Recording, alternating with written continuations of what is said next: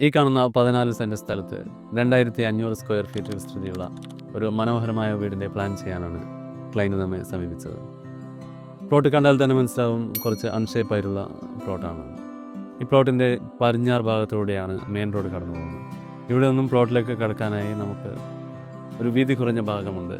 ഇതുവഴി പ്രവേശിക്കുമ്പോൾ തന്നെ വീടിൻ്റെ പരമാവധി സിറ്റൗട്ടും കാർ പോർച്ചും ഡൈനിങ് ഹാളും എന്ന ഈ ഒരു ഏരിയ നമുക്ക് എലിവേഷനിൽ ലഭിക്കാൻ വേണ്ടി നമ്മൾ വീട് ഈ ഭാഗത്തേക്ക് അടുപ്പിച്ച് വയ്ക്കുകയാണ് ചെയ്തത്.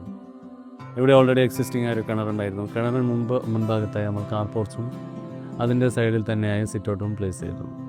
സിറ്റൗട്ടിൽ നിന്നും നമുക്ക് ലിവിങ് റൂമിലേക്ക് പ്രവേശിക്കാം. ഈ ലിവിങ് റൂമിൽ നിന്നും ഡൈനിങ് ഹാളിലേക്കാണ് നെക്സ്റ്റ് നമുക്ക് പ്രവേശിക്കാവുന്നത്. ഇവിടെ തന്നെ മുകളിലേക്കുള്ള സ്റ്റെയർ കേസും ഗസ്റ്റ് ബെഡ്റൂമിലേക്കുള്ള ആക്സസും നൽകിയിട്ടുണ്ട്. ഗസ്റ്റ് ബെഡ്റൂമിൽ ഒരു അറ്റാച്ച്ഡ് ബാത്റൂമും ഡ്രസ്സിംഗ് റൂമുണ്ട്.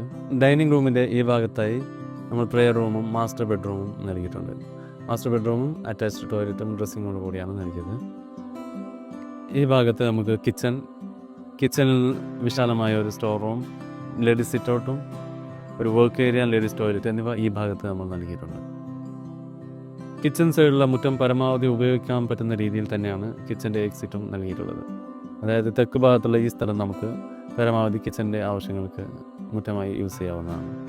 ഇതിൻ്റെ ഫസ്റ്റ് ഫ്ലോറിൽ അറ്റാച്ച്ഡ് ബാത്റൂമോട് കൂടിയ 2 ബെഡ്റൂം നൽകിയിട്ടുണ്ട്. പാസേജും ഒരു സീൻ ബിലോ സ്പേസും ബാൽക്കണിയും കൂടി ഇതിൽ ഉൾക്കൊള്ളിച്ചിട്ടുണ്ട്.